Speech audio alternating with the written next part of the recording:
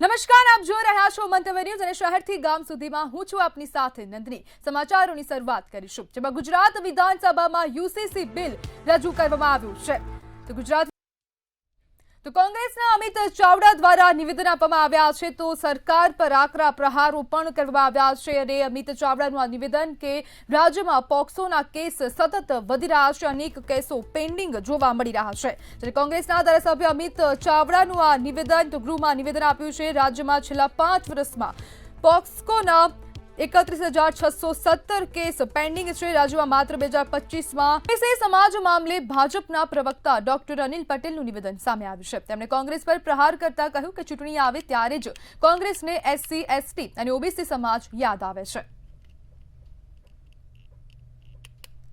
જો જ્યારે ચૂંટણીઓ આવે છે ત્યારે હંમેશા કોંગ્રેસને ઓબીસી સમાજ, એસસી સમાજ અને એસટી સમાજ યાદ આવે છે। વાસ્તવમાં કોંગ્રેસ જ્યારે સત્તામાં હતી 60 વર્ષ સુધી, ત્યારે એમણે ઓબીસી સમાજ માટે શું કર્યું એ કોંગ્રેસ અને રાહુલ ગાંધીએ જવાબ આપ્યો છે।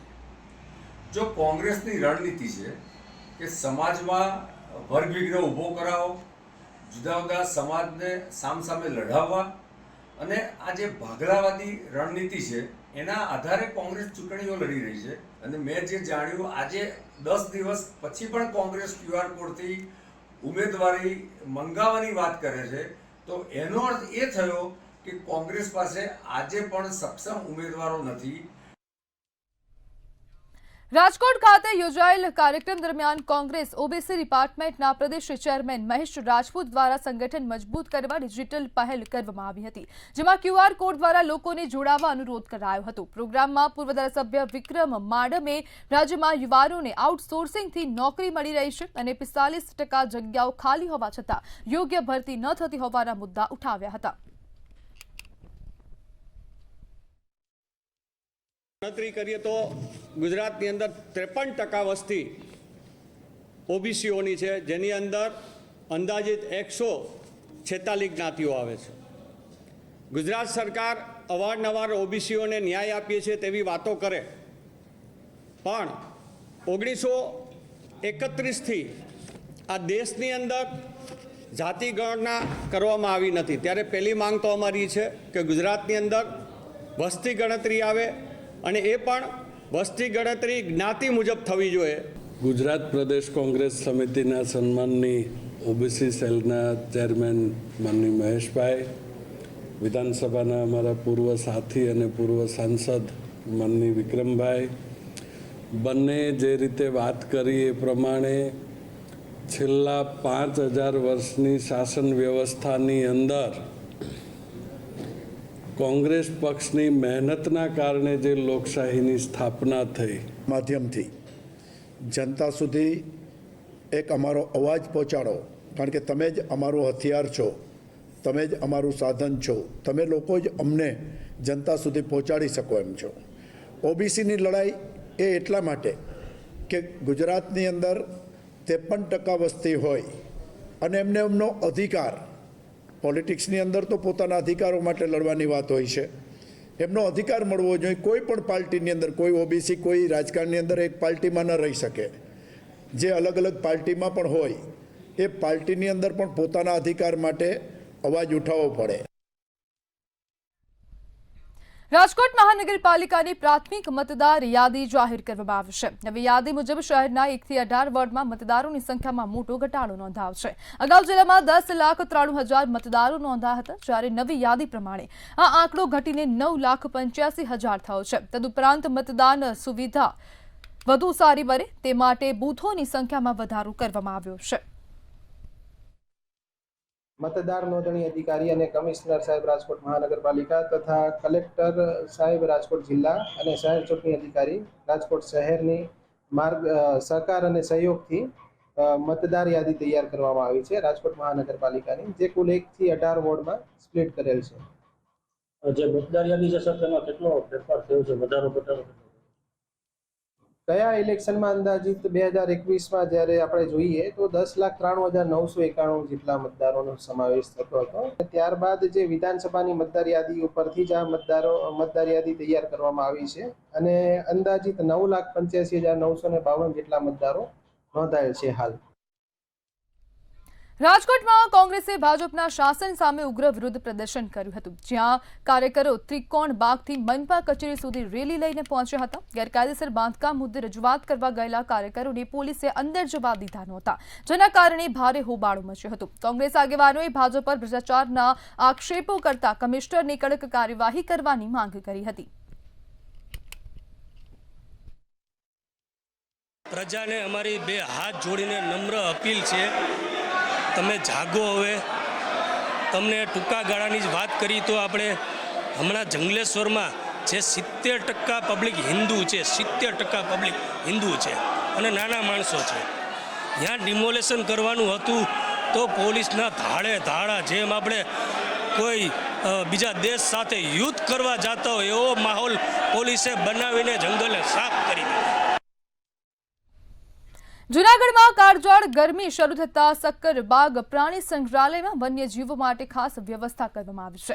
પ્રાણીઓથી લઈ પક્ષીઓ સુધીના તમામ જીવો માટે ખાસ સમર કેર પ્લાન તૈયાર કરવામાં આવ્યો છે. પ્રાણી પક્ષીઓના પીવાના પાણીમાં ORS અને ગ્લુકોઝ જેવા સપ્લિમેન્ટ્સ ઉમેરવામાં આવ્યા છે. તેમજ રીંછ અને મર્મોસેટ જેવા પ્રાણીઓને ફ્રૂટ આઈસ કેન્ડી પીરસવામાં આવી રહી છે.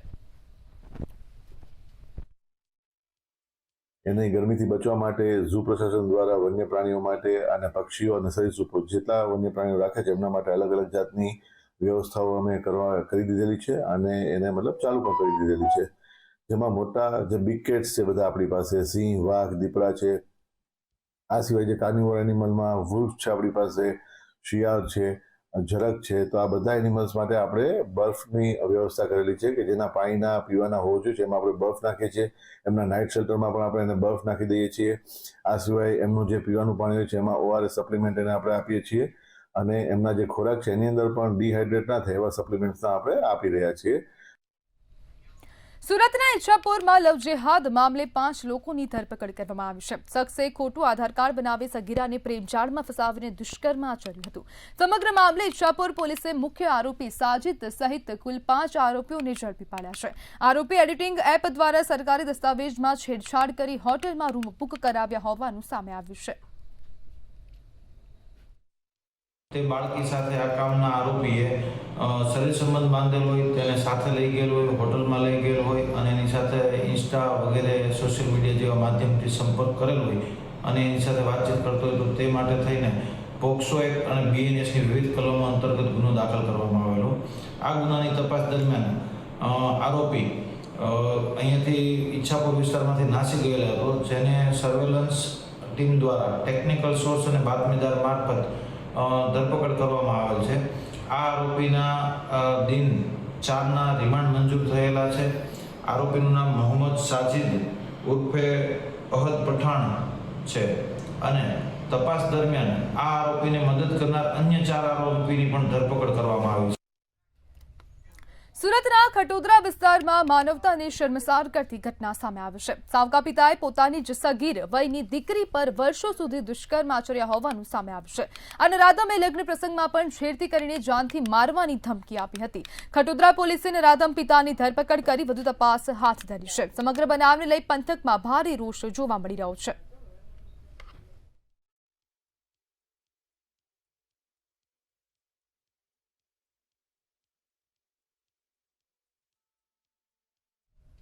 સુરતના સચિન વિસ્તારમાં 4 લાખની છેતરપિંડી કરનાર આરોપીને ઝડપી પડાયો છે. આરોપી સરકારી નોકરીની લાલચ આપીને લોકો પાસેથી લાખો રૂપિયા પડાવતો હતો. સમગ્ર મામલે સચિન પોલીસે ફરિયાદ નોંધી તપાસ હાથ ધરી હતી. LCB ઝોન 6એ આરોપી અશ્વિન પાંડવીને મહારાષ્ટ્ર સરહદ પાસેથી ઝડપી પાડ્યો છે. હાલ આરોપીની ધરપકડ કરી કાયદેસરની કાર્યવાહી હાથ ધરવામાં આવી રહી છે.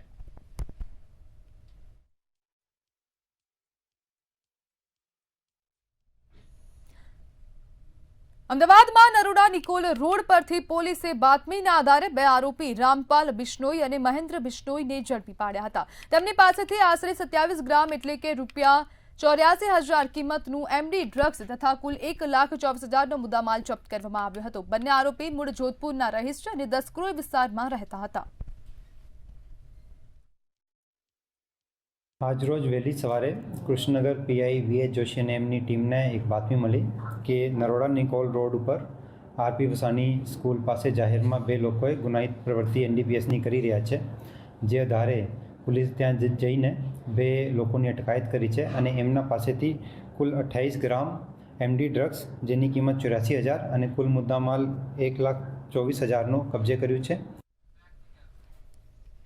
ગીર ગઢડા પોલીસે રેપ અને પોક્સો કેસના આરોપીને ગણતરીના કલાકોમાં ઝડપી પાડ્યો છે. આરોપીએ યુવતીની મરજી વિરુદ્ધ શરીર સંબંધ બાંધ્યા તેમજ જાનથી મારવાની ધમકી આપ્યા હોવાના ગંભીર આક્ષેપો થયા છે. પોલીસે ઉના તાલુકાના ખિલાવડ ગામના સંજય ઉર્ફે લવો મૂળજી બારૈયાની ધરપકડ કરી છે. હાલ આરોપીને ઝડપી પાડી આગળની કાયદેસરની કાર્યવાહી હાથ ધરવામાં આવી છે.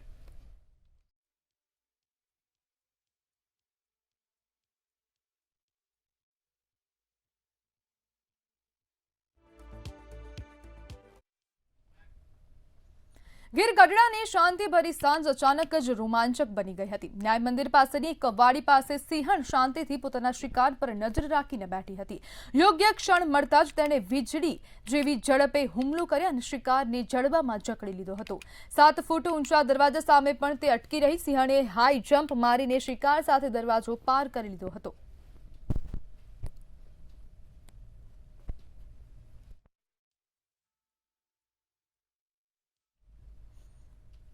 મહેસાણા શહેરમાં ગેરકાયદેસર ગેમિંગ અને ક્રિકેટ સટ્ટાનો મોટો રેકેટ મહેસાણા લોકલ ક્રાઇમ બ્રાન્ચે ઝડપી પાડ્યો છે.